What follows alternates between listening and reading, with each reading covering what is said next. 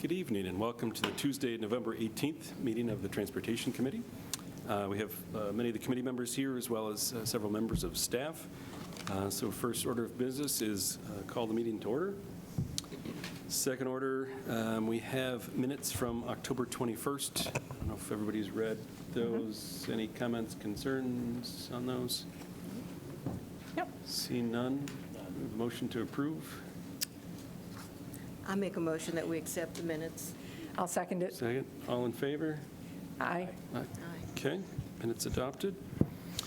So we'll jump right into our committee discussions. The first, we had received a concern from the Peak Hill neighborhood, and Aimee's got that up on the screen, and it was kind of late in the season for us, attaching tube counters to the road. We're looking at some other options for other ways to collect data feedback, so we did put the traffic counters out. It was quite rainy, cold weather, so one of them peeled up midweek. The other one did happen to stay down, so we do have kind of mixed data, but we did want to get out there ahead of it to start collecting some data. But we had concerns about one speeding in the neighborhood. It's a street off of Creek Street that there is no connection off it, and the second was some signage that I think we need to look at and discuss. So with that, I'll turn it over to Aimee to provide the data input. Sure. So like Mark mentioned, we had initially we put two sets of counters down. The first was on Cliffview Drive, and those are the counters that peeled up only after a couple days. The small amount of data that we were able to collect, the speed limit in this neighborhood is 25 miles an hour. So the 85th percentile speed we were able to collect for Cliffview Drive was 27 miles an hour, and an ADT of 277 vehicles. The other set of counters which stayed down was on Peak Hill Drive. Again, speed limit's 25 miles an hour. We had an 85th percentile speed of 24 miles an hour and an ADT of 179 vehicles. So we have that data now as a little bit of a baseline. And then I believe the intersection that we needed to look at for signage is this one here. So let me see if I can pull it up on Google Maps to give you an idea of what's there now. So this was put in years ago. I know it goes out to Creek, but does it go? It does not currently. So anybody speeding's somebody in the neighborhood. Yep, so Yeah. anybody internal. Right. This particular intersection, so you can see there are stubs to the property to the south, so it's been many years. This is an older neighborhood, but there is thoughts someday that may connect into a neighborhood, to the Yep. south. Currently, it does not. It just, dead ends at, you can see a hammerhead at one end, and it's just a dead end at the other. But currently, there is no signage at that four-way intersection. So I think, I don't think we're aware of any accidents, but since it was highlighted to us, I think it's something we should at least look at with no signage in that, whether yield or stop signs at that four-way intersection. So we're talking 100 and something cars a day going through there, so it's not a high volume. But this is Peak Hill and Littlewood. So Aimee, if you want to talk through since you've got the screen up. Sure. Okay, so yes, here's the cul-de-sac just to orient you. So I think we were considering adding stop signs at maybe a two-way stop sign, just to provide some clarity to the intersection. Right now, this is a dead end, but like Mark was saying, there's always the potential that the parcel below gets developed and then the road ends up connecting. As far as where the stop signs would go, a two-way stop sign, I think since we have kind of a straightaway here, and this is where we're anticipating a bit more of the volume to come from, that we would, if we were going to do two-way, we might put them on Littlewood. But there's also the possibility that the amount of traffic is just so equally matched that we could potentially look at a four-way stop at some point. I don't know if there's anything else that you would want to add or have questions about. What is the problem we're trying to solve here? We've heard, there was concerns, and there was a neighbor meeting about, additional traffic in the area. There's a group home going into the neighborhood, which I think has raised concerns about new traffic being introduced to the neighborhood, additional people coming in and out, which then raised concerns of potential of speed. So we got some background data, so we understand that before and after. And then the second was concerns about signage within the neighborhood. So I don't have anything specific of an accident or anything else. Maybe it's, at this point, it's a let's monitor and see what happens and then react at that point. This neighborhood, I don't know, we have to look at the dates of the homes, but I think they date back to the 70s, 80s at least. So it's been here for quite a while and has functioned to date as it is. So I don't know if, I think there's a concern of what could be coming. I say I don't know of any accidents that have happened in that area. The neighbors can obviously continue to, share with us if something, different happened, but I think it's just some concerns about, the change to the neighborhood and what might happen with the So group home that comes out. There hasn't been any accident history here? I can double check the clear crash data And you viewer, said but the ADT here is what? on Peak Hill, it is 179. That's what we recorded. Where on Peak Hill? So just up from that, so in the middle. Yeah, so this is off of Creek, we have Cliffview, and then we had the counters down here on Peak Hill. I would suggest we watch it and see how the development goes and see what changes occur. Investing in an infrastructure for that right now doesn't seem to make a lot of sense to me on a what if. Yeah, I'm agreeing with you. If we don't have any data to support, like if we had an accident history or something like that, that would be one thing, but we don't have anything. I understand the concerns. If the group home is coming in, that could change the traffic patterns. It could change the character. If that's the case, then we should look at it again. But at this point, I don't see a need to go and put signs up. I agree. Whatever else. Yep. Tim? Yep, it looks like it. Where's this group home going to go here? That corner parcel right there. Oh, right there, so it's, Yeah. okay, so they're going to take that home down just to convert it from a residential to some, don't so it's not think going to be I real don't know how they're big. converting it, but I it's think going they're to be taking the there. house down. I think they're just converting it. Oh, so it's not gonna be real big, like- Looking at There's no adding additional a property. driveway to it, so we've Yeah, got to look at that's- how does that impact, and if they ask for a loop driveway, or how does that, connect in? Right, and where's the driveway going to be? They're looking for a driveway off of Peak Hill as well, so. Can you speak into the microphone, please? Thanks. The application's put in for a horseshoe driveway on Peak Hill in front of the house around that tree that's right there. Yeah, I would say it's not a no, but it's, at this point, we don't have enough data to support it. So let the development happen, then revisit it. Committee's in agreement? Yeah.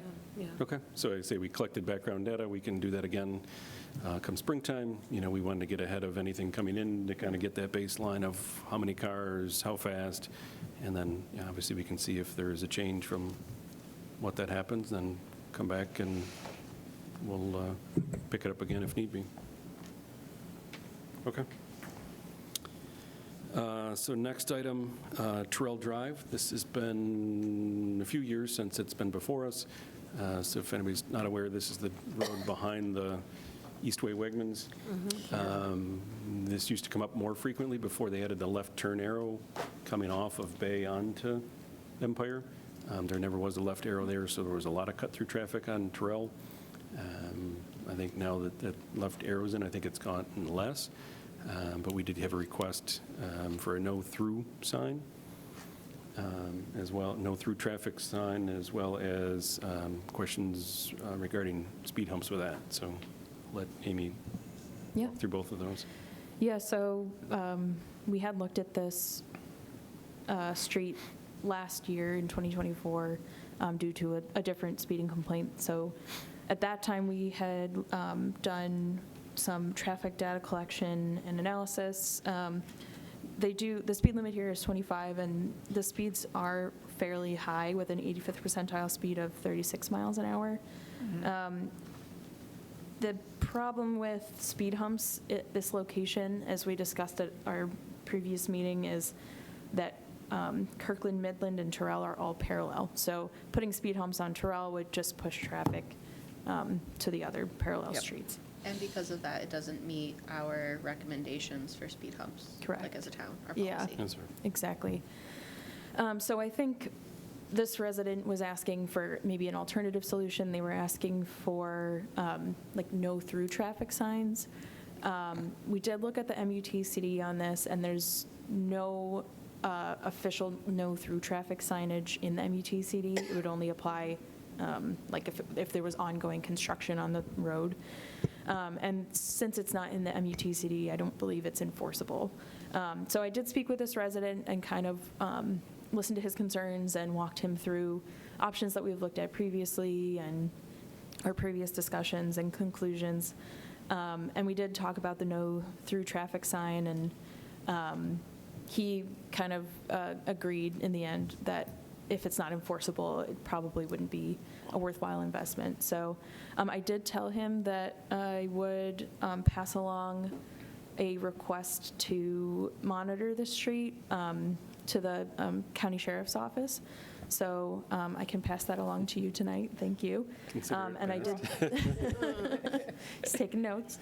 And I did pull the, based on our data from last year, I did pull the best times to enforce. It looks like the highest, the times of highest speed are weekdays around the evening rush hour. What you would expect on the weekends, it looks like it's more around the lunch time, 12 to 2. So I will pass those along. And definitely this is a street to keep an eye on and continue monitoring. So I think we've already kind of talked to the resident, shared back with them, but as it came in at a request, wanted to bring it back to the committee as well as the greater public that, we still are, looking at it. We'll continue to monitor and evaluate as we do in any other street.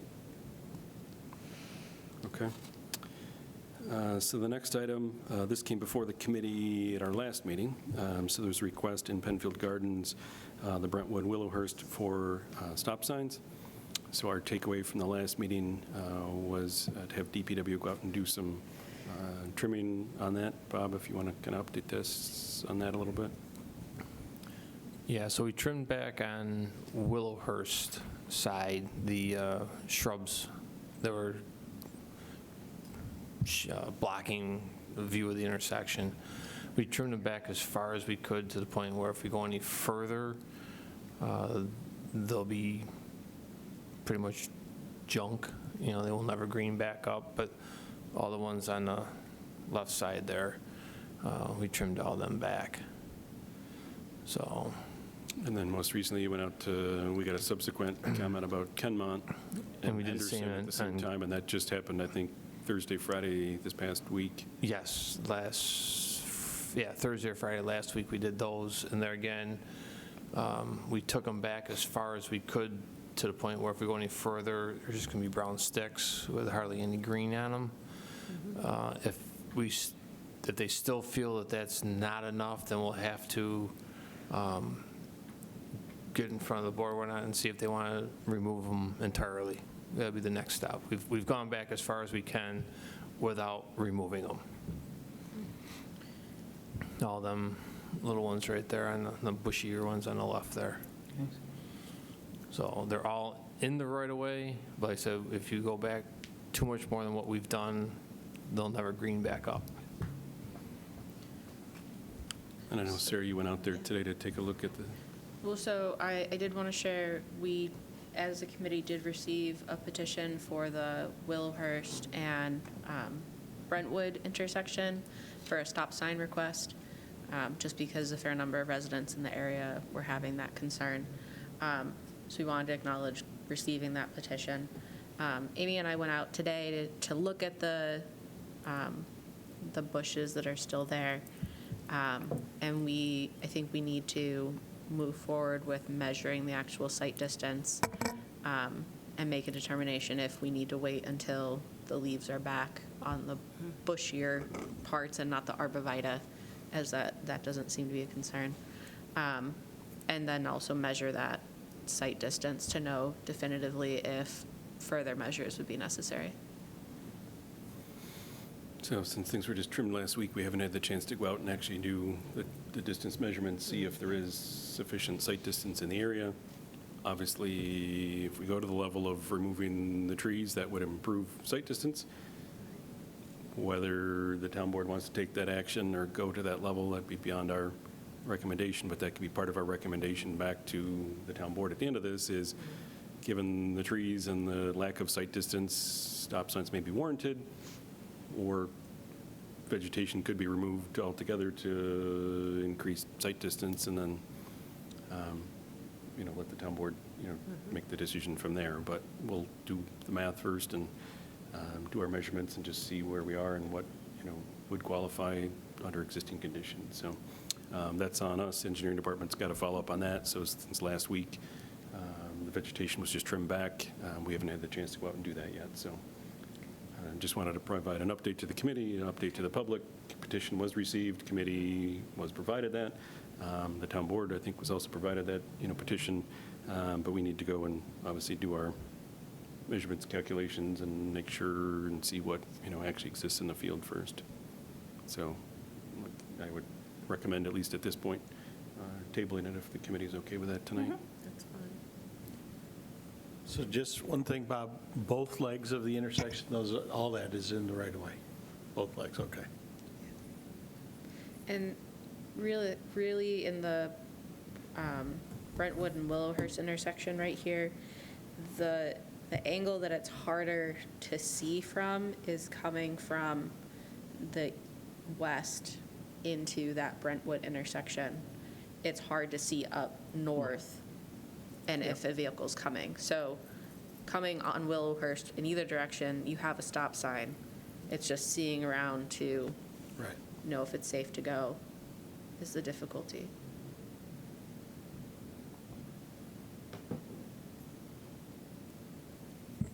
I don't think you have much choice. If you don't have the sight lines, you don't have a sight triangle there, you have a sight distance issue, you're going to have to remove the bushes.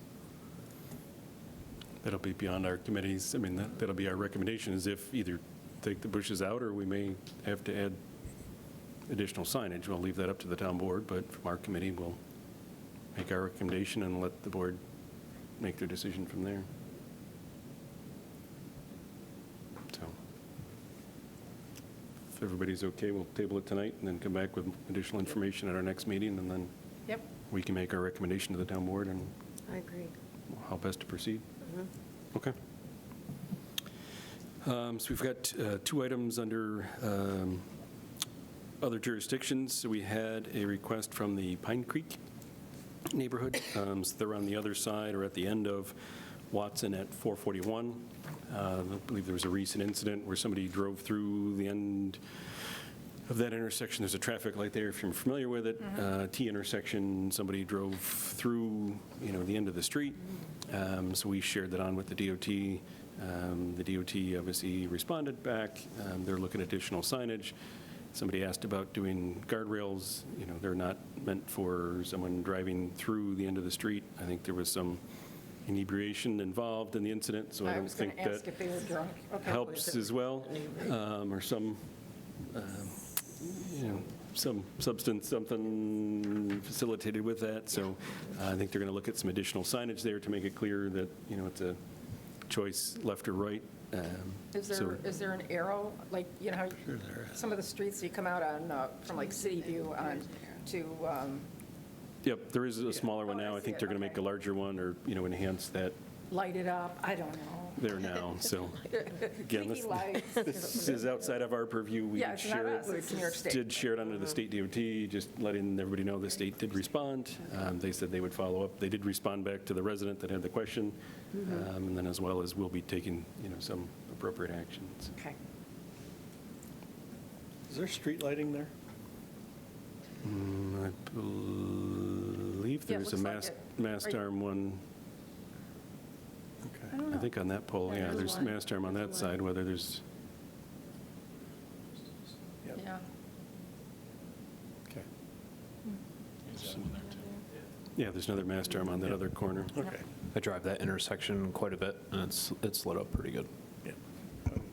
I would expect it to be, but just wanted to confirm. Yeah, if there's other contributing factors. Okay. The next one was a request from Schutz Apple Farm for a crosswalk across Plank Road. What, are they nuts? To go, So they have people you pick and I other know they stuff do. on the other side of the road. So this, again, went to the county DOT. This is their jurisdiction. We do have a sidewalk project that is planned for next year for sidewalks on the south side of Plank Road. So they basically said without a designated location, sidewalk, crosswalk wouldn't be warranted at this time. So in our approval, they're still looking at the approval, we will, look at and see if there's an option or a spot that makes sense. So again, that'll be up to the county to look and approve. There is the hill that as you come over Schutz, you kind of come down, so there is some sight distance stuff there. So again, that's through the county, but it does have a little tie-in to the town as we're doing sidewalks in there. If the county did approve a location or have a spot or something that made sense, we could provide a stub that, would cross to the other side, so.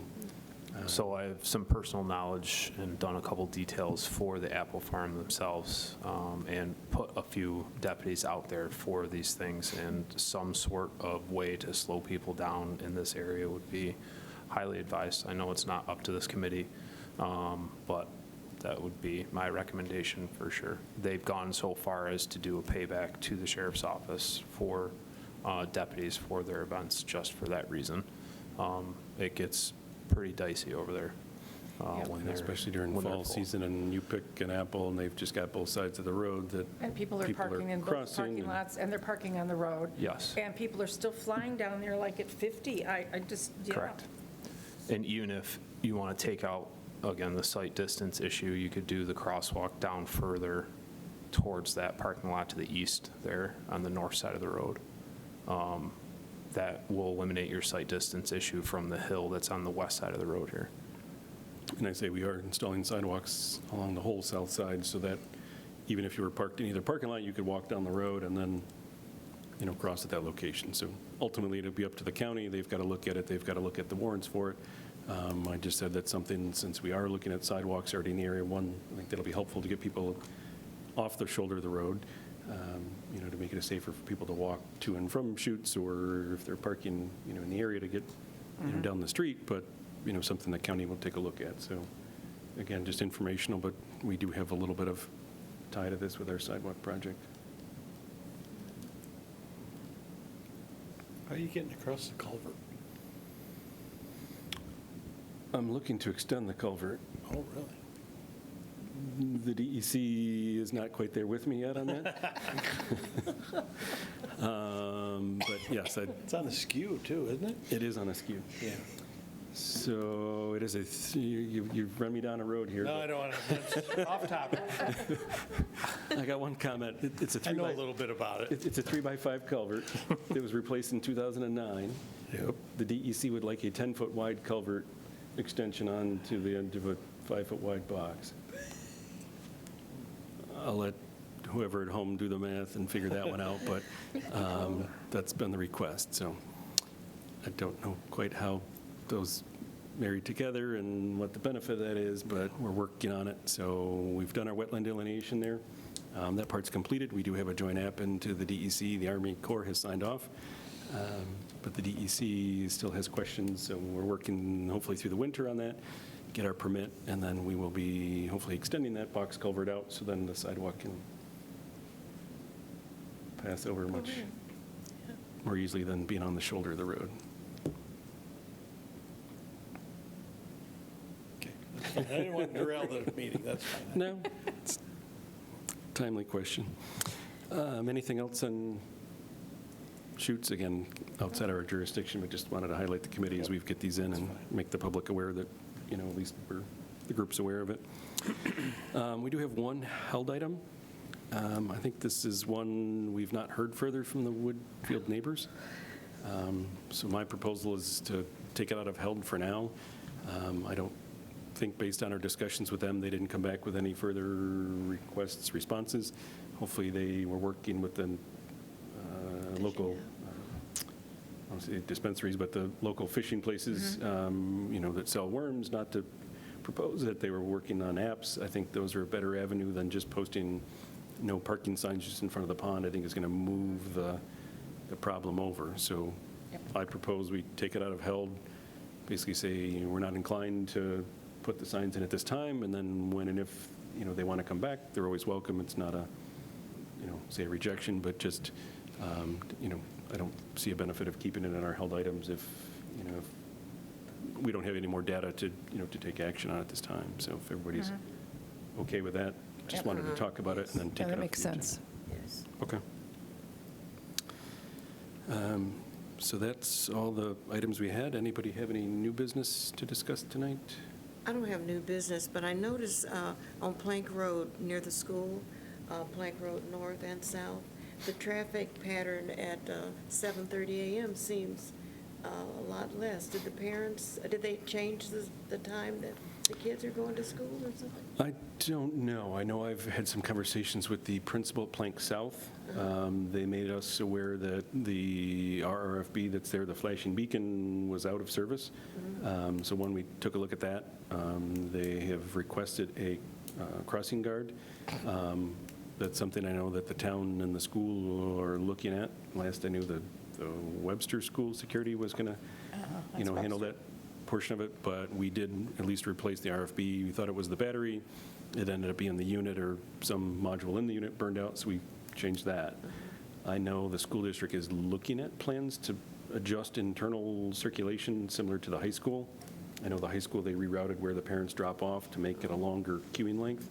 So I don't know if that's benefited. I know they were staggering school starts, so north and south didn't start at the same time. It's Quite crazy there. dramatic, but it's So- quite dramatic from last. Okay, so they may be doing some things on their side that have helped with that.